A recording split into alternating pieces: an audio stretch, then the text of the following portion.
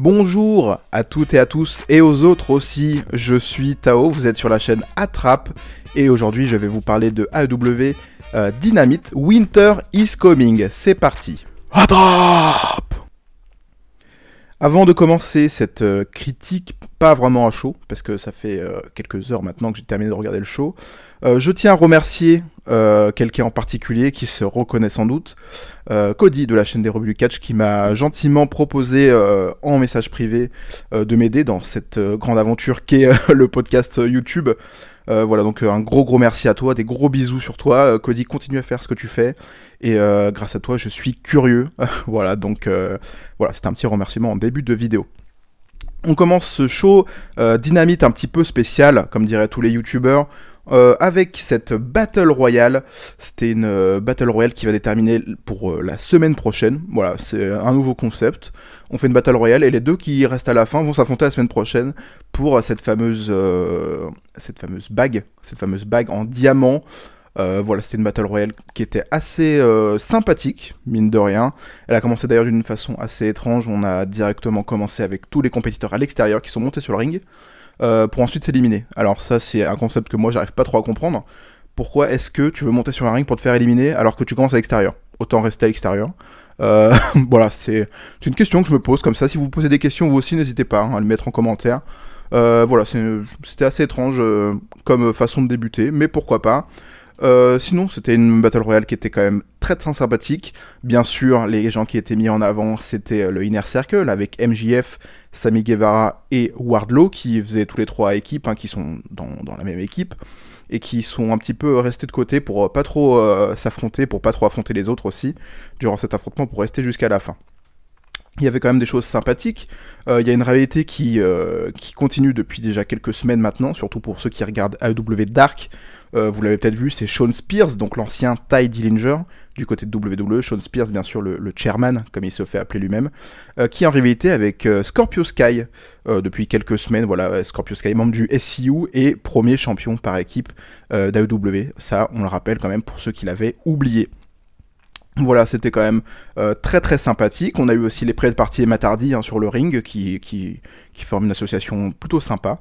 Et la dernière association qui était très sympathique à voir, c'est le Dark Order, qui était représenté par John Silver. Voilà, j'ai déjà dit dans des critiques, mais j'adore vraiment John Silver, c'est vraiment un mec incroyable, j'ai hâte de le voir dans le futur d'AEW. Voilà, parce que c'est quelqu'un de très talentueux, très charismatique. Voilà, il a le total package, le X Factor, comme on dit dans le monde du catch. Il a le X Factor, le fameux facteur où tu peux dire ce mec-là, c'est de l'or. Voilà, c'est de l'or. On attend l'argent qui va tomber. Ça va être très cool. Donc, du coup, le Dark Order représenté par John Silver et Ryan Reynolds, qui ont aidé pendant pratiquement tout le combat Eggman Page. Voilà, ils l'ont même sauvé à un moment où il allait se faire éliminer, ils l'ont rattrapé pour pas qu'il se fasse éliminer, ils l'ont ramené sur le ring. Malheureusement, il s'est fait ensuite éliminer par Matt Hardy. Voilà, Matt Hardy qui d'ailleurs s'est fait huer à ce moment-là, chose assez étonnante. Mais voilà, c'est une association que j'aime beaucoup et on commence à créer une sorte de programme autour du Dark Order d'Eggman Page. Le Dark Order qui du coup essaie de récupérer Eggman Page après cette défaite. Voilà, il est un petit peu isolé maintenant qu'il est plus dans l'élite. Mais voilà, j'aime vraiment beaucoup cette réalité et cette Battle Royale était très correcte.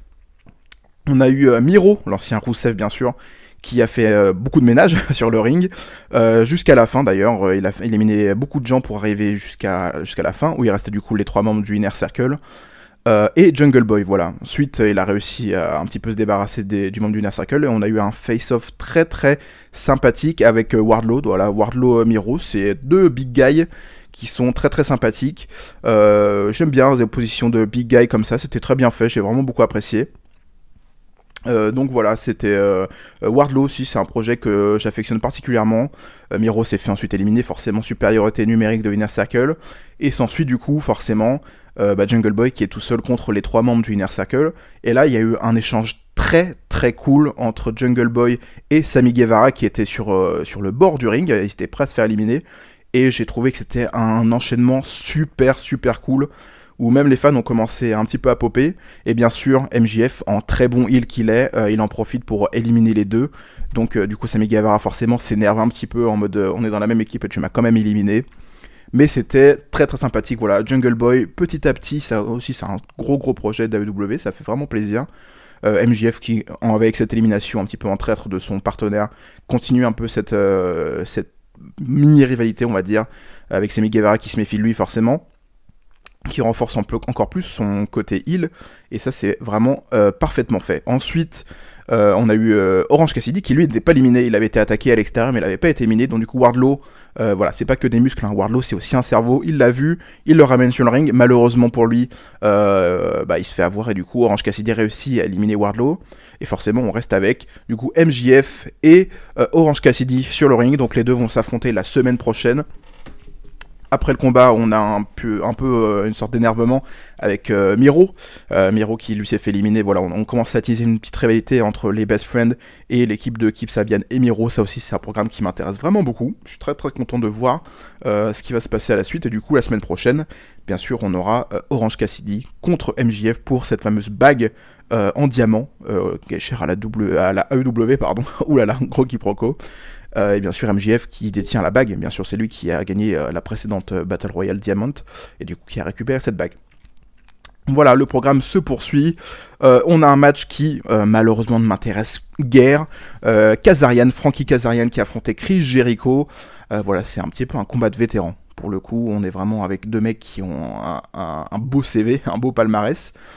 Frankie Kazarian, peut-être que le grand public ne le connaît pas tant que ça, mais c'est quand même, je veux dire, un Teen Originals, on pourrait le dire. Hein, c'est quand même, même s'il n'était pas là du tout début, mais il était quand même très très présent. Voilà, multiple champion X Division. Il a fait partie également du clan Fortune 4, Fortune avec AJ Styles également. Qu'est-ce qu'il y avait dans cette équipe ? Bref, on va passer tout de suite, sinon je vais commencer à me perdre et à dévier du sujet.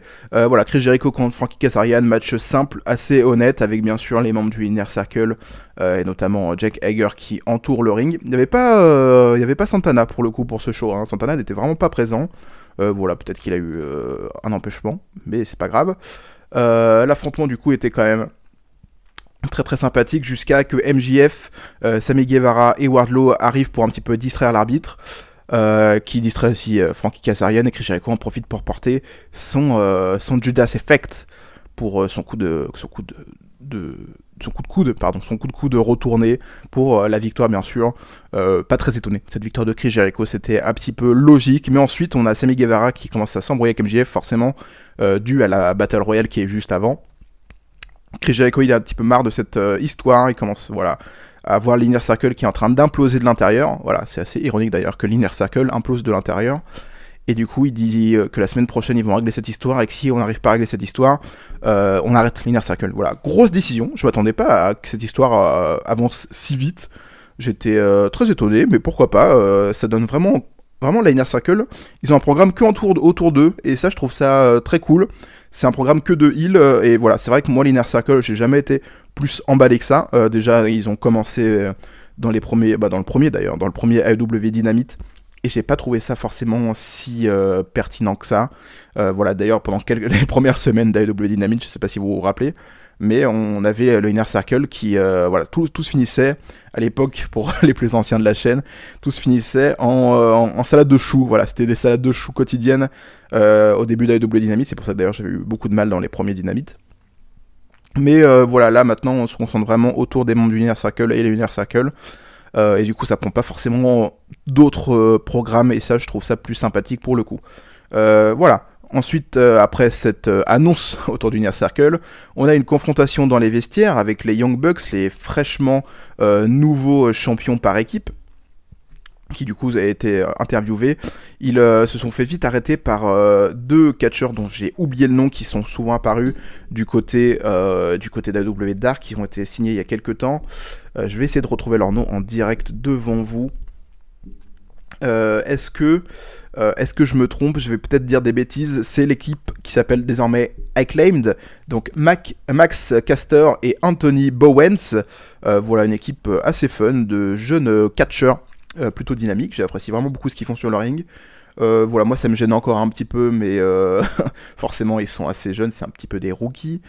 Ils ont un personnage qui est super cool, et qui du coup d'ailleurs a fait une petite référence, hein, il me semble que c'est Nick ou Matt, je sais plus, enfin l'un des deux Young Bucks, qui fait d'ailleurs cette référence où il parle du fait que cette gimmick, parce qu'il a l'un des deux membres, je me rappelle plus lequel, je suis vraiment désolé, l'un des deux rap, voilà, il rappe, il fait des impros, des freestyles de rap, et du coup forcément ça vous rappelle, forcément quand on est fan de catch, un petit peu John Cena à ses débuts, et du coup il me semble que c'est Matt, hein, Matt qui dit, disons, j'ai l'impression de déjà avoir vu cette gimmick, donc ce personnage, et j'ai trouvé ça très marrant.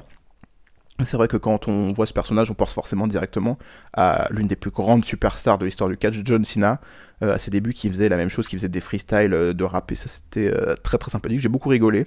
Donc voilà, les deux catcheurs présents régulièrement du côté d'AEW Dark vont pour le coup peut-être se placer du côté Dynamite, ça va être un petit peu plus cool, un petit peu plus frais en termes d'affiches.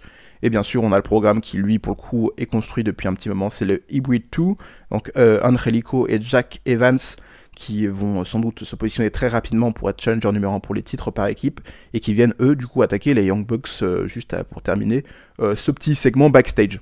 Voilà, on a eu ensuite un affrontement entre Dr. Britt Baker, toujours accompagné de Reba bien sûr, qui affrontait une catcheuse aussi qui est très très souvent présente du côté de AEW Dark et que j'apprécie particulièrement, c'est Leyla Hirsch, peut-être que je prononce mal son nom, Leyla Hirsch qui est une catcheuse de très petit gabarit mais assez robuste, voilà, elle me fait penser bien sûr, j'imagine comme tout le monde hein, quand vous l'avez vu, fait penser à des Kurt Angle, à des Taz à l'époque avec ce physique voilà assez petit mais très, très élancé qui fait surtout de la lutte. Voilà, c'est professionnel, c'est Suplexity, soumission, c'est vraiment super cool. J'ai vraiment hâte de voir le projet Leyla Hirsch dans les prochains mois, dans les prochaines semaines. Pour le coup, qu'elle ait un match du côté Dynamite, ça annonce quand même qu'ils ont assez confiance en elle. Et sur un ring, c'est vraiment très très cool. Elle est dynamique, elle est fluide. Elle a aussi un physique qui est assez intéressant à voir en termes de catch hein, sur un ring. C'est très, très appréciable. Et voilà, j'ai hâte de voir ce qui va se passer pour elle pour les prochaines semaines. Mais en tout cas, pour le coup, c'est pas son moment. C'est le moment de Dr. Britt Baker qui, bien sûr, remporte la victoire avec sa soumission. Voilà, c'est sa soumission. Pour le coup, elle porte pas de gants pour cette soumission. Voilà, c'est pas très Covid-friendly, mais c'est pas grave. Et ensuite, on a Thunder Rosa qui arrive et qui vient attaquer directement Dr. Britt Baker. Et ça, j'ai vraiment trouvé ça aussi super cool. Thunder Rosa qui continue à être présente du côté de AEW Dynamite. Voilà, avec une réalité avec Dr. Britt Baker, ça peut mettre les deux en avant. Et ça, j'ai vraiment hâte de voir ça. Il y a les arbitres qui viennent très rapidement arrêter les deux femmes en train de s'affronter. Et dans le tas, on a Leyla Hirsch du coup qui en profite pour porter un magnifique Saito suplex, donc une suplex arrière magnifiquement bien portée sur Reba pour voilà un petit peu mettre des souplesses dans cette histoire. C'est pourquoi pas. Je sais pas si du coup elle va s'intégrer à cette histoire. Leyla Hirsch, ce serait sympathique. Mais en tout cas, j'ai hâte de voir la suite autour du programme parce que pour le coup, des programmes féminins qui sont en dehors du titre par équipe, il y en a pas beaucoup et quand il y en a, malheureusement, ils sont pas très intéressants. On passe au gros du gros, là on va attaquer le sujet, pour l'instant c'était qu'un préquel, hein. Vraiment on s'attaque pour le coup à vraiment quelque chose d'assez gros, c'est les dernières, les main events on pourrait dire, voilà, on peut le dire, les main events du côté d'AEW Dynamite, de ce show un petit peu spécial qu'est Winter is Coming. Darby Allin et Cody faisaient équipe, toujours accompagné de Arn Anderson bien sûr Cody, pour affronter la Team Taz, représentée par Ricky Starks et Powerhouse Hobbs, voilà, désormais il se fait appeler Powerhouse Hobbs. Pour ceux qui n'ont pas suivi l'histoire, bien sûr, c'était Will Hobbs qui avait rejoint AEW il y a quelques mois maintenant, pour un petit peu faire équipe avec Cody et Darby Allin pour affronter la Team Taz, mais finalement il s'est retourné contre eux, il me semble qu'il y a 1 semaine ou 2 semaines désormais, pour rejoindre du coup officiellement la Team Taz, et maintenant il se fait désormais appeler Powerhouse, je vais vraiment pas y arriver avec ce nom, Hobbs, voilà, Powerhouse Hobbs, avec cette magnifique tenue d'ailleurs, totalement inspirée de Taz, avec cette belle couleur orange, voilà, bravo à lui, c'est très très joli, mon pote. Voilà Darby Allin et Cody avec Anderson contre la Team Taz, c'était un match très sympathique, moi j'ai vraiment apprécié, c'était pas le plus important dans ce match, on va en revenir juste après, mais voilà, c'était quand même un match très très sympathique. Darby Allin, bien sûr, comme d'habitude, il s'en prend plein la gueule, ça c'est pas étonnant. Cody qui fait office un petit peu de superstar dans cet affrontement, qui met en avant, qui met les yeux même sur le programme.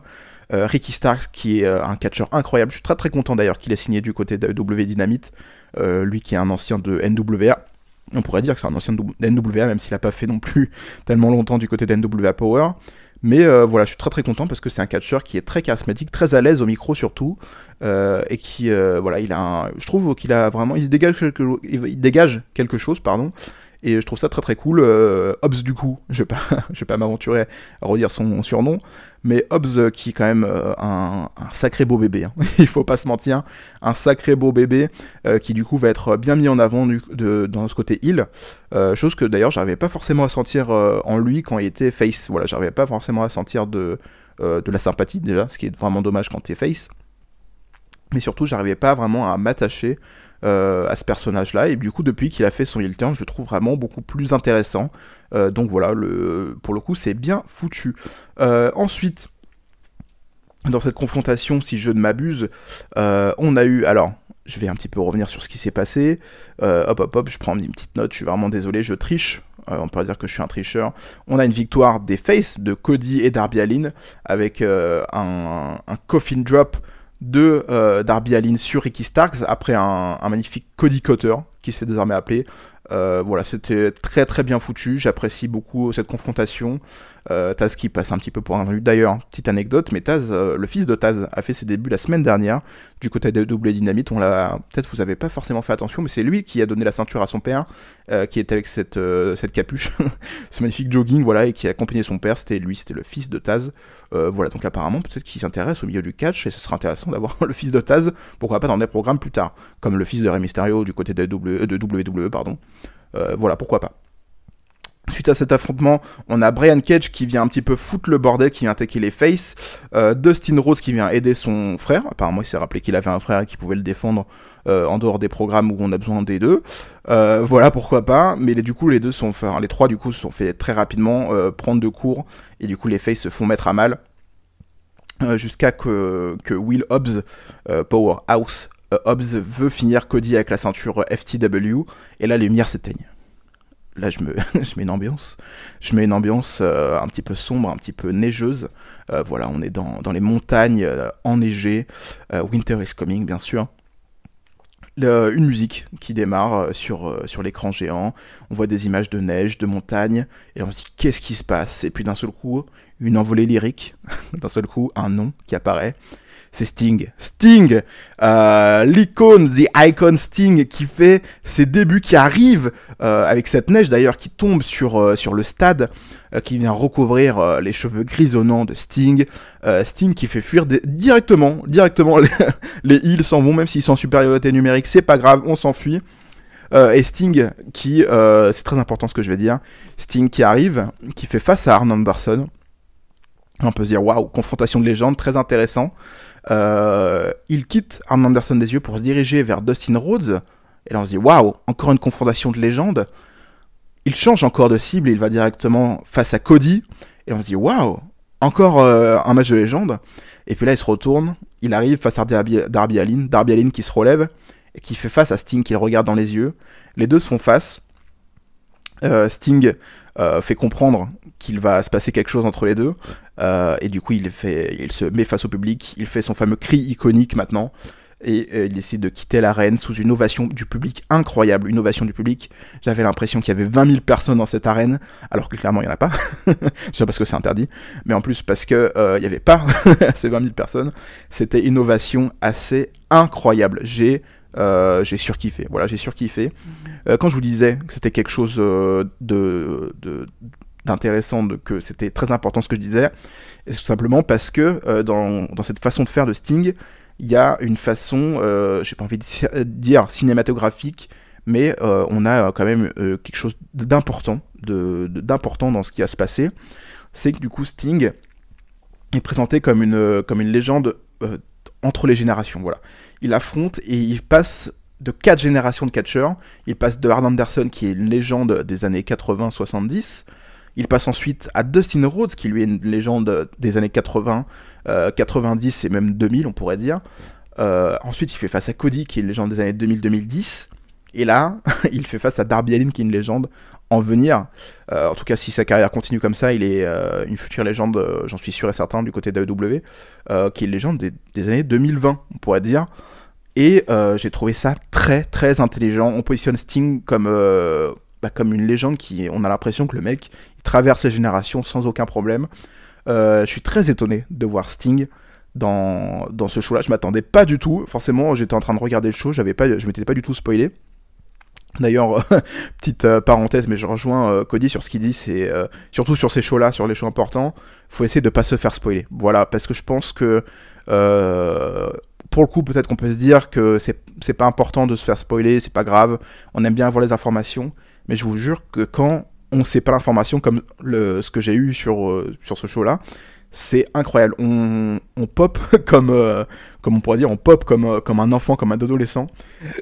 Et c'est clairement ce que j'ai ressenti. C'est clairement ce que j'ai ressenti quand j'ai vu Sting arriver, alors que je suis pas forcément plus fan de Sting que ça, même si à la fin des années 90, surtout à la WCW, c'est là où il a pris son nom d'icône, hein. C'est une icône incroyable. Ensuite, j'ai eu beaucoup plus de mal du côté de TNA Impact, alors que pourtant je suis quand même fan de TNA Impact. J'en reviendrai après, hein, ce sera le deuxième sujet, on va dire, de cette vidéo.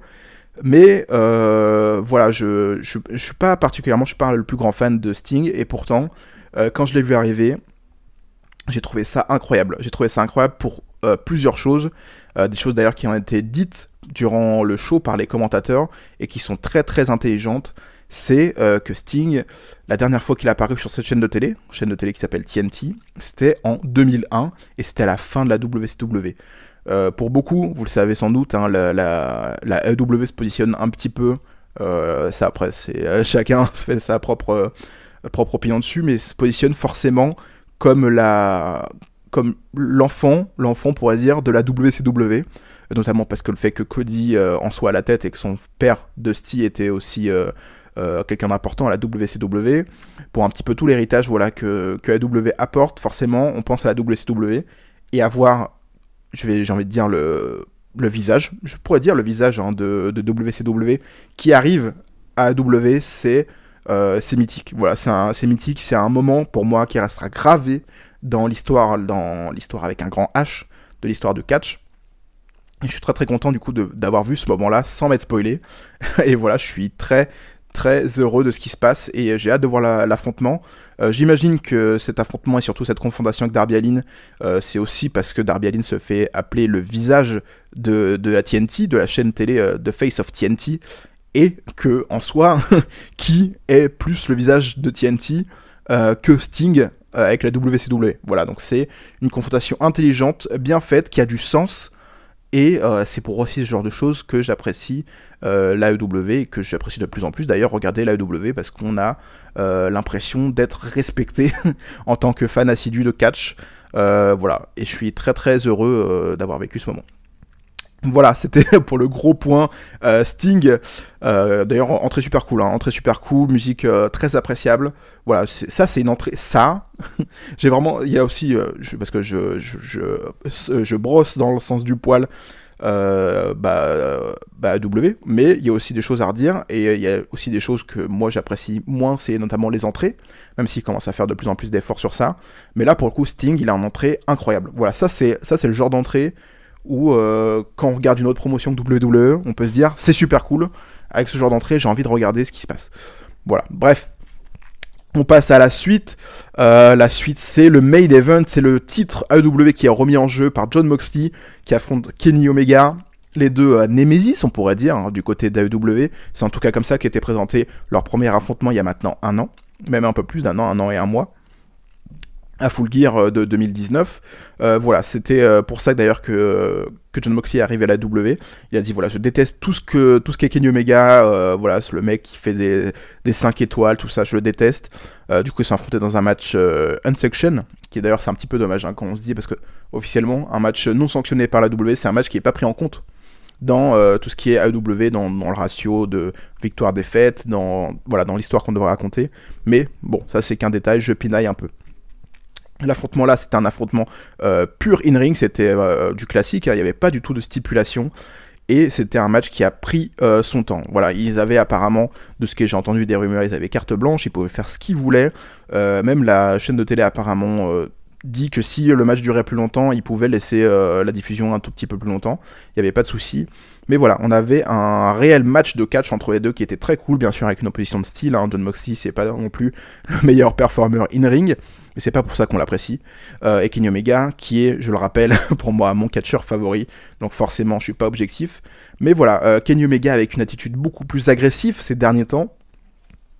Et du coup, ça se ressentait durant cet affrontement.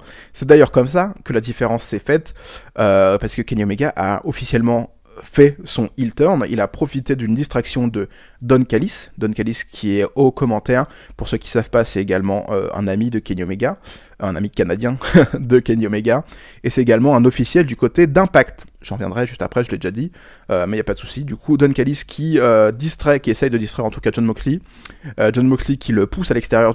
Voilà, Don Callis qui s'écrase au sol comme un sexagénaire. Et du coup, Kenny Omega en profite pour prendre le micro et taper directement dans le front, qui d'ailleurs ouvre directement Jon Moxley. Pour le coup, je sais pas du tout si c'est du vrai sang ou pas. Mais en tout cas, c'était fait de manière assez rapide pour que je me rende pas compte. Donc voilà. Et Kenny Omega, suite à ça, enchaîne les V-Trigger. Il en fait 4 ou 5, il me semble, avec d'ailleurs une violence assez incroyable. Et il finit le match avec son One Wing Angel pour faire le tomber et devenir du coup le nouveau champion AEW. Changement de titre, Kenny Omega, enfin, j'ai envie de dire, Kenny Omega enfin au sommet de la AEW. C'est désormais le champion du monde.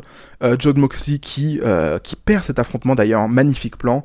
Bravo à la production qui d'ailleurs s'améliore et s'est améliorée depuis un an, où on a ce plan sur le visage de Jon Moxley qui est d'ailleurs incroyable, recouvert de sang sur le visage, et le visage et les yeux totalement vides, comme s'il venait d'être trahi déjà par un compétiteur qu'il respectait, et en plus qu'il venait de perdre le titre alors qu'il était le champion, peut-être même l'un des champions les plus dominants de ces 10 dernières années dans le catch mainstream en tout cas nord-américain, j'ai envie de dire.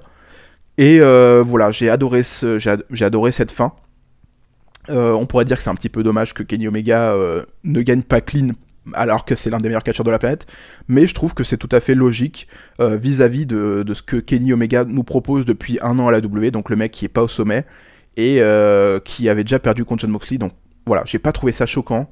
Je trouve ça intéressant, ce heel turn de Kenny Omega qui va se positionner vraiment comme un top guy main eventer, peut-être un petit peu tricheur. On le ressentait ces dernières semaines, notamment avec cette nouvelle entrée où Justin Roberts, l'annonceur de ring, voilà, faisait un petit peu la promotion de Kenny Omega avec des absurdités assez ahurissantes. Mais voilà, donc Don Callis et Kenny Omega qui s'associent. D'ailleurs, Kenny Omega qui reste pas sur le ring, hein, il prend la ceinture, il pose avec et il part directement en courant pour aller rejoindre la ceinture qui les attend sur le... Enfin, la voiture, bah, pas la ceinture, la voiture qui les attend sur le parking. Et voilà, du coup, on a un intervieweur.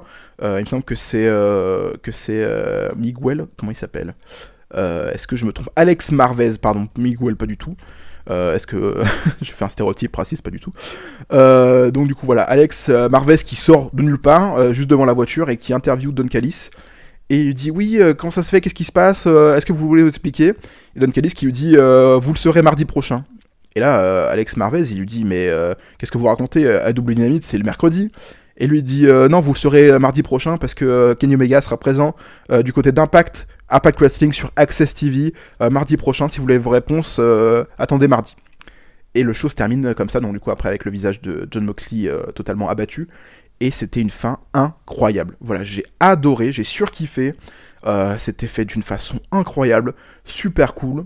Voilà, gros show, pour le coup c'est pas un pay-per-view, mais c'est pas non plus un Dynamite classique, et c'est ce que j'attends avec ces Dynamites un peu spéciaux. C'est un petit peu la transition entre les deux, et j'ai trouvé ça très cool. Donc on termine, on peut le dire officiellement, on termine l'année 2020 avec Kenny Omega, champion de AEW, voilà, Roman Reigns, champion WWE universel, et Drew McIntyre, champion WWE. Est-ce que vraiment on a eu dans l'histoire, bon, à part que on a Rich Swann qui est champion Impact, voilà, forcément on a des petits contre-temps, pardon, mais c'est quand même assez incroyable. C'est quand même assez incroyable. Je pense qu'on a rarement eu des champions aussi incroyables du côté nord-américain ces dernières années. Voilà, donc je suis très content. Je vais passer rapidement à cette conclusion de vidéo avec le point que sur lequel j'ai envie de m'attarder, qui est pas forcément lié au show, mais c'est plutôt à ce qui va peut-être se passer après le show avec tout ça. Donc du coup forcément je reviens un petit peu sur le casting qui arrive du côté de W. Voilà, j'ai fait un gros point sur Sting quand je parlais de ce qui s'est passé durant le show, mais c'est vraiment quelque chose que j'attends beaucoup pour le coup. On se pose des questions, est-ce qu'il va pouvoir catcher? Est-ce qu'il va vouloir catcher aussi? Qu'est-ce qu'il va proposer? Ça, j'ai vraiment hâte de le voir. J'ai vu également beaucoup de critiques parce que voilà, j'enregistre pas directement un show, j'ai un petit peu regardé Twitter, chose que d'ailleurs on devrait pas faire trop souvent, il faut d'ailleurs que j'arrête de le faire aussi régulièrement. Mais voilà, j'ai vu beaucoup de gens qui se plaignaient en disant oh là là, les fans de W, vous êtes trop contents parce que Sting il arrive alors que le mec il a 60 ans, mais quand Goldberg il arrive à la WWE, vous lui chiez dessus. J'ai envie de dire c'est pas pareil. C'est pas du tout pareil. Alors certes c'est deux légendes, et puis en plus deux légendes d'à peu près de la même période pour le coup. En tout cas Goldberg était très très populaire au moment où Sting était aussi au sommet de WCW. Mais c'est pas du tout pareil, tout simplement parce que AEW déjà se positionne comme une alternative à WWE. D'ailleurs je le ressens de plus en plus pour le coup. Mais pour le coup aussi c'est logique vis-à-vis de ce que veut présenter la promotion, de l'histoire de la promotion sur la chaîne sur laquelle est diffusée la promotion. J'ai l'impression que ça coule de source en fait, et c'est ça que je trouve beau. Ce que je trouve aussi très très cool, c'est qu'on va avoir une opposition qui est clairement pour présenter une nouvelle grosse star, donc Darby Allin, pour vraiment la mettre en avant. Donc je sais d'ores et déjà que AEW va pas faire cette erreur qu'a fait la WWE avec Goldberg, donc en le faisant revenir et en détruisant les jeunes stars. On peut faire facilement le parallèle avec Goldberg et The Fiend, qui s'est passé d'ailleurs plus tôt cette année, en février d'ailleurs pour être précis, où là on avait un champion, le champion universel qui était Bray Wyatt à ce moment-là, qui s'est fait totalement détruire par Goldberg et qui a perdu son titre d'une manière assez humiliante, on pourrait le dire. Hein. Mais voilà, c'était quand même, j'ai trouvé en tout cas, c'est une proposition beaucoup plus intéressante parce que là je sais que Sting va pas remporter la ceinture. Voilà, à aucun moment je me dis putain Darby Allin il va paumer en 3 minutes contre Sting et il va devenir nouveau champion TNT. Voilà, je sais que si jamais un changement de titre, parce que je vais quand même pas non plus écarter cette hypothèse, mais si jamais il y a un changement de titre, que Sting remporte le titre TNT, ce sera pas fait d'une façon où j'ai envie de vomir. Voilà, ce sera fait d'une façon logique, qui servira à Darby Allin, qui réussira à le mettre encore plus en avant, et apporter aussi, bien sûr, ça c'est un peu important aussi, c'est d'apporter un gros nom autour d'une ceinture comme ça pour apporter forcément des téléspectateurs et aussi des ventes, et voilà, on est dans une entreprise quand même, faut pas déconner. Mais voilà, à aucun moment je me dis qu'à la fin de ce programme, quelle qu'en soit l'issue, Darby Allin va être enterré et va devoir repartir à zéro. Voilà, à aucun moment. Donc je suis très très content de voir Sting du côté d'AEW. Voilà, donc c'est un peu le point pour Sting. Mais le point qui nous intéresse, et qui vous intéresse peut-être vous, en tout cas moi qui m'intéresse, en étant bien sûr, comme je l'ai dit, fan d'Impact, c'est ce qui s'est passé à la fin du main event, donc Kenny Omega qui remporte cette ceinture grâce à Don Callis, et Don Callis qui annonce directement qu'on verra Kenny Omega du côté d'Impact la semaine prochaine, et qu'on aura des explications sur ce heel turn de Kenny Omega, de cette association entre Don Callis et Kenny Omega. Alors, je me doute que là on va traverser, nous fans d'Impact, une zone de turbulence extrême. Voilà, on va prendre le choc, mais c'est pas grave. Alors, Impact, je m'attarde pas sur le cas plus Impact que ça, parce que c'est pas forcément le cas le plus important dans ça, mais Impact est quand même une promotion, quelle qu'en soit l'histoire, quel que soit votre avis dessus, qui propose actuellement un contenu très très intéressant. Voilà, peut-être un petit peu moins depuis un mois, mais forcément c'est pas forcément constant non plus de partout, mais qui quand même propose quelque chose de très très intéressant, qui a réussi aussi à mettre des catcheurs en avant, notamment d'ailleurs on l'a appris aujourd'hui, mais on a les membres des Rascals, en tout cas 2 d'entre eux qui viennent d'être signés à la WWE, alors que c'était quand même des stars du côté d'Impact, donc je trouve ça très cool. D'ailleurs Impact qui a quand même qui les a mis beaucoup plus en avant que ce qu'ils étaient déjà en indépendant. Mais voilà, Impact, je sais qu'il y a beaucoup de gens qui sont forcément apeurés un petit peu à cette annonce en se disant putain, Kenny Omega du côté d'Impact, qu'est-ce qui va se passer, what the fuck. Mais voilà, Impact a quand même un roster très sympathique, il propose un programme aussi toutes les semaines qui est bien, même si des fois, bon, voilà, tout n'est pas constant comme je l'ai dit, mais c'est une proposition intéressante. Kenny Omega est canadien aussi. Je le rappelle que Impact est détenu par Anthem, qui est une promotion, enfin qui est une entreprise canadienne, donc Impact est officiellement canadien désormais. Mais voilà, c'est Don Callis aussi qui est en officiel du côté d'Impact et qui est lui aussi canadien et qui est ami avec Kenny Omega. Voilà, j'ai hâte de voir ce qui va se passer du côté d'Impact. J'ai hâte aussi de voir les futurs spectateurs du côté d'Impact qui vont peut-être commencer Impact avec ça, avec ce qui s'est passé, et qui vont se dire oh bah tiens, le programme est pas mal, je vais continuer à le regarder toutes les semaines. Et ça, c'est vraiment ce que j'ai envie de voir. J'ai également un petit message, bon ça c'est pas un tacle, mais c'est un petit message surtout pour les fans d'Impact qui m'écoutent ou qui m'écoutaient pas, ou peut-être qu'ils ont vu juste ce passage, qui écoutaient juste ce passage. Ne soyez pas fermés aux nouveaux fans. Surtout, essayez d'apprendre aux nouveaux fans les choses qu'ils savent pas forcément sur la promotion, sur les rivalités qui sont en cours, sur les catcheurs, sur ça. Essayez toujours d'être dans une démarche qui fait avancer l'autre, et pas juste en jugeant, en disant « Oh là là, ça fait chier, des nouveaux fans qui n'y connaissent rien et qui vont critiquer le produit. » C'est pas grave, ça changera rien à votre passion, j'ai envie de dire. Mais voilà, soyez toujours ouverts. Et j'envoie aussi un message aux peut-être futurs spectateurs d'Impact, en tout cas peut-être futurs pour celui de mardi en tout cas. Essayez de vous intéresser un petit peu à la promotion, essayez de regarder des matchs, essayez de vous intéresser à des catcheurs que vous allez peut-être voir qui vont vous intéresser. Voilà, n'hésitez pas à aller voir d'ailleurs des matchs d'Ace Austin. Voilà, je fais ma promotion sur Ace Austin. Allez voir aussi des matchs avec The North. D'ailleurs, j'avais fait dans l'une des dernières vidéos que j'avais fait avec Johan, gros coucou à toi Johan, gros bisous sur toi. Il m'avait demandé quel match de The North je pourrais regarder, parce que voilà, il connaissait pas forcément la promotion.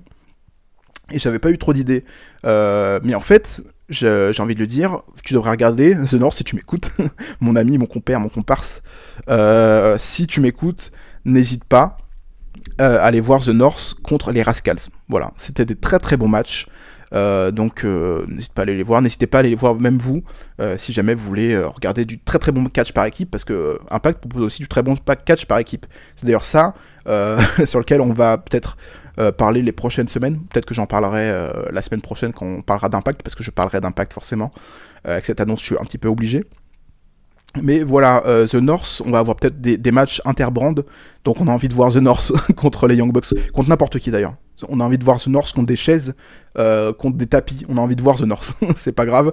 Voilà, est-ce qu'on va avoir une guerre des shows? Je suis vraiment pas sûr, je sais qu'il y a beaucoup de gens qui commencent déjà un petit peu à teaser sur ça, mais je suis vraiment pas sûr, je pense que les deux programmes vont juste s'entraider. Et pour le plus grand bien des deux, même plus on va dire du côté d'Impact, parce qu'AEW a pas forcément besoin de cette association pour être mis en avant, mais Impact on a quand même besoin, on va pas se mentir, et ça peut quand même proposer des trucs super cool, et même si d'ailleurs des catcheurs d'AEW qui sont pas forcément dans des programmes ou beaucoup moins importants, peuvent faire un petit tour du côté d'Impact pour renforcer le programme, et pourquoi pas même apporter encore plus de vues sur le programme, ça peut être tout à fait sympathique, et moi je dis pas non. Tant que ils sont respectueux de ce qui se passe déjà à l'époque, pas comme les nouveaux arrivants du mois de juillet. Je ne citerai pas Doc, Gallows et Karl Anderson qui apparemment s'en battent un petit peu les couilles, ou alors par exemple Heath Slater qui apparemment eux s'en battent un petit peu les couilles du côté d'Impact. Je trouve ça un petit peu irrespectueux, mais ce n'est que mon avis. Voilà, je m'arrête sur ça. Je parlerai sans doute prochainement de War Games qui va avoir lieu samedi, dans la nuit de samedi à dimanche pour nous. Je parlerai sans doute la semaine prochaine d'Impact. Voilà, si j'ai pas trop de choses à dire, peut-être que je compléterai cette critique d'Impact avec les shows qui auront lieu la semaine prochaine. Mais si Impact est pour moi assez bon pour que je puisse en parler dans une vidéo, qui sera sans doute pas très longue, j'en parlerai pour Impact, et pourquoi pas même. N'hésitez pas à inviter les gens qui sont pas fans d'Impact et qui hésitent à aller voir le show parce qu'il y a Kenny Omega. N'hésitez pas à leur dire d'écouter ma critique et se donner un avis, voilà, tous ensemble. N'hésitez pas à partager votre avis, bien sûr, toujours dans la gentillesse, ou en tout cas la bienveillance et la non-agressivité, ça c'est toujours le principal. Et soyez toujours fiers d'être fan de catch, comme dirait l'autre. On se retrouve très rapidement pour toujours plus de vidéos, et encore gros bisous à vous tous, et à la prochaine.